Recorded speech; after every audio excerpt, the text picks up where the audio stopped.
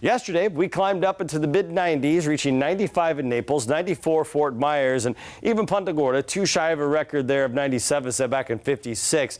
Naples tying the record there, going back to 1944. Now, the heat advisory for today, Glades, Hendry, Collier County. It's a little bit of a change from late last week when all of Southwest Florida was under the heat advisory. So our inland areas under that until 8 p.m. this evening. But even though you're not in a heat advisory, you're still going to be dangerously hot this afternoon with those feels-like temperatures around 105 to 110 there inland.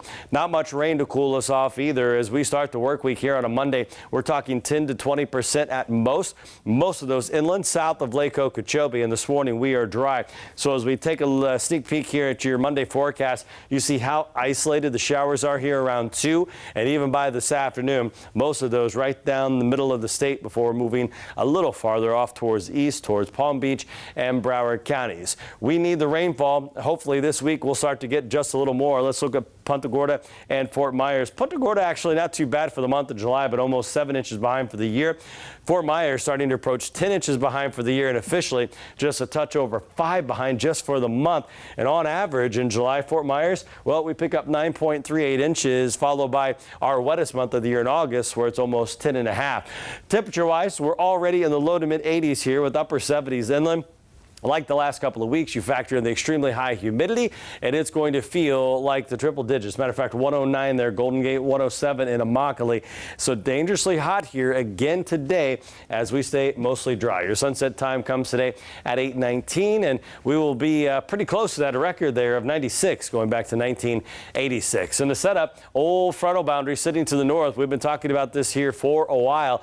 Our weather pattern relatively unchanged. The afternoon showers and storms being driven by the location of that ridge, and as we go throughout the next couple of days, we'll see some encouraging signs for a little more wet weather. For this afternoon, this evening, you see how isolated the showers and storms are. Tomorrow, we see just a little more activity between I-75 and Lake Okeechobee, and by the time we get towards the middle parts of the week, that wind is east to west. That is a wet summertime pattern for us. So as we go through Wednesday, Thursday, and Friday, we're looking at a 70 to 90% chance there Thursday afternoon.